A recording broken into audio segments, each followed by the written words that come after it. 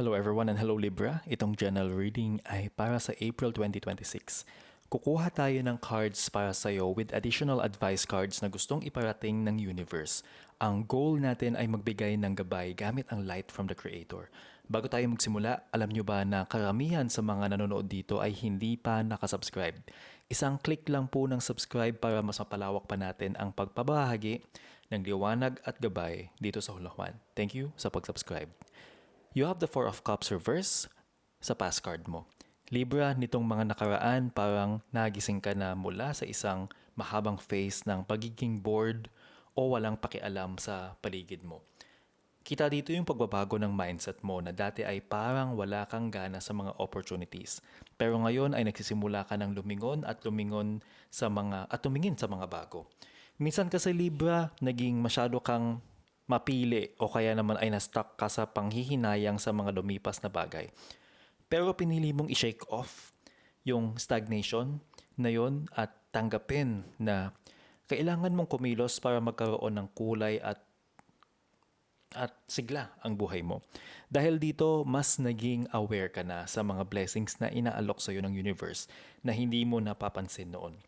Ang pag-move on mo mula sa pagiging walang pakiramdam sa iba ay nagbukas ng mga bagong pintuan na dati ay sarado dahil sa sarili mong pag-aalinlangan. You have the Queen of Swords in your present card.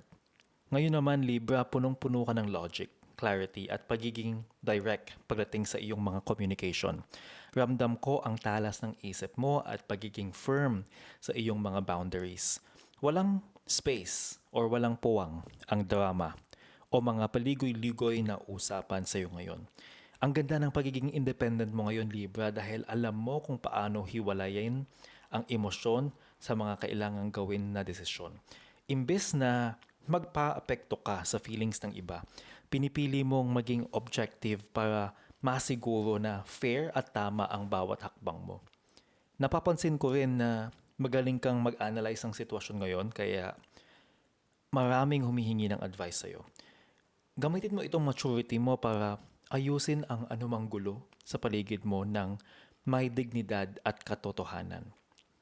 You have the Emperor reverse sa potential card mo. Libra, may malaking chance na maramdaman mong parang nagiging masyadong mahigpit o controlling yung mga tao sa paligid mo.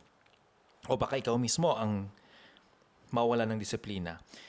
Ito yung time na pwedeng magkaroon ng issue sa authority o kaya naman ay magkagulo sa mga structure na dati ay stable.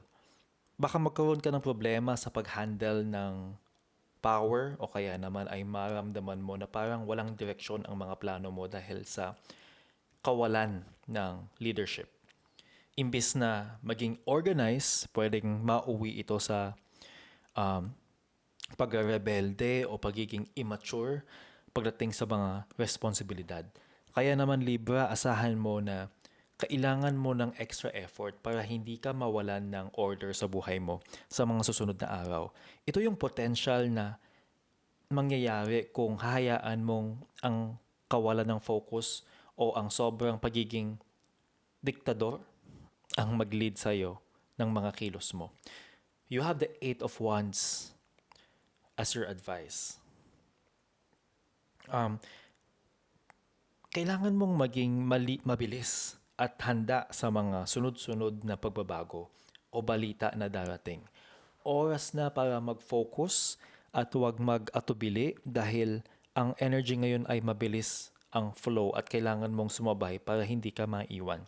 Huwag mong hayaang matambak ang mga pending tasks mo. Tapusin mo na sila agad habang mataas pa ang momentum mo. Gamitin mo ang mabilis na communication na ito para maiparating ang mga ideas mo sa tamang tao ng walang delay. Mag-focus ka, Libra, sa paggalaw ng may precision, yung asintado lahat ng ginagawa mo at sigla sa lahat ng aspeto ng buhay mo. Isang malinaw na action plan ang mabilis na response ang kailangan mo para ma-maximize mo ang positive energy na pumapasok sa buhay mo ngayon. You have the Eight of Cups and your potential outcome. Kung itutuloy mo ang paghahanap ng higher truth, Libra, baka mauwi ka sa isang desisyon na iwanan ang mga bagay na hindi na nakaka-fulfill sa kaluluwa mo. Pwedeng maramdaman mo na kahit okay naman kayo ng lahat sa surface, may mas malalim ka pang hinahanap na kailangan mong lakbayin ng mag-isa. Baka magkaroon ka ng lakas ng loob na lumayo sa mga emotional comfort zones para mahanap ang totoong purpose mo sa buhay. May tendency rin na maging mas spiritual ka sa dulo ng buwan at piliing mag-let go sa mga material things o relationships na wala namang growth. Ingatan mo rin, Libra, na hindi ka lang lumalayo dahil sa takot, kundi dahil sa pagmamahal sa sarili mong journey. Siguraduhin mong clear ang intention mo sa bawat goodbye para maging payapa ang transition o patungo sa mga bagong simula na naghihintay sa'yo. Kung nakatulong sa inyo ang reading na to, please subscribe, like, and huwag kalimutan i-share ito sa mga kilala ninyo na kailangan ng reading. Maliit na bagay lang ito to support our channel. Your first advice card, Libra, is clean energy food. Libra, alagaan mo ang body mo sa pamamagitan ng pagkain ng mga organic at healthful foods para tumaas ang energy mo. Kapag maayos ang diet mo, mas magiging malinaw ang isip mo at mas madaling mong ma-attract ang mga golden opportunities. Maniwala ka, Libra, na ang kinakain mo ay may direct effect sa iyong intuition. Ang pagpili ng masustansyang pagkain ay isang anyo ng self-respect na magbibigay sa iyo ng sapat na sigla para harapin ang mahahabang araw ng hindi ka madaling mapagod o ma-stress. Your next advice card is successful funding. Huwag kang mag-alala sa pera para sa mga ideas mo dahil may resources or may resources na darating para i-support ka, Libra. Ang iyong mga guided projects ay blessed ng infinite wisdom, kaya maging open ka sa mga partnerships or investments na lalapit sa iyo. Libra, ang universe ay laging may paraan para punan ang iyong mga pangangailangan. Huwag mong hayaan ang takot sa kakulungan ang magpahinto sa iyong mga plano. Magkaroon ka ng faith na sa tamang oras ay may darating na support na magpapaandar sa iyong mga pangarap. Paniwala ka doon.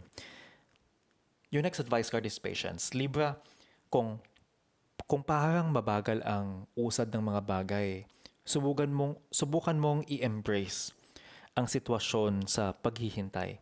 Kaya magtiwala ka na lahat ay darating sa tamang timing ng Diyos. Huwag mong madaliin ang tadhana, Libra. Ang bawat segundo ng paghihintay ay ginagamit ng universe para ihanda ka sa mas malaking blessing. Kaya gamitin mo ang oras na ito para ayusin ang iyong sarili at maging masanda sa iyong pag-angat. Your next advice card is travel. Maghanda ka para sa isang biyahe o movement sa buhay mo na magiging maayos at guided ng divine order, Libra. Hayaan mong ang bawat detalye ay mag-arrange ng kusa at sundin mo lang ang mga leads na ibibigay sa iyo habang naglalakbay ka. Libra, ang travel na ito ay hindi lang basta bakasyon kundi isang paraan para lumawak ang iyong pananaw. Maging open ka sa mga bagong cultures or ideas na makikita mo dahil ito ang magiging inspirasyon mo para sa susunod na chapter ng iyong career or buhay. Your next advice card is Hawk, Messenger. Libra, makinig ka sa mga signs at messages na ipinapadala ng Spirit, ng universe sa pamamagitan ng iyong intuition. Mag-focus ka sa iyong priorities. Tanggalin ang mga distractions at maghanda sa isang bright future na punong-puno ng bagong heights. Libra, ang iyong inner voice ay lalong lumalakas ngayon. Kaya wag pansinin. Kapag may nararamdaman ka na gut feeling, sundin mo ito dahil yan ang direct message ng universe para maprotektahan ka at dalhin ka sa tamang direksyon. You also have Wolf, Pathfinder. Oras na para bitawan ang past, Libra, at magsimula ng bagong journey bilang isang guide or inspirasyon sa iba. Tandaan mong matibay ang ikaw, ang soul mo, ang iyong perseverance, ang pagpupursige mo, ang magdadala sa iyo sa tagumpay na talagang para sa iyo. Libra, marami kang matututunan sa iyong mga nakaraang pagkakamali, pero huwag ka nang tumambay doon. Gamitin mo ang mga aral na ito para maging mas matalino ka at matapang na leader sa iyong sariling buhay habang tinutulungan mo rin ang iba na mahanap ang kanilang daan. Kaya ang reading ninyo, please follow or subscribe para may aabangan kang forecast for your sign, and always remember na sa lahat ng gagawin mong desisyon, dapat mabuti ang iyong intensyon. See you sa next reading.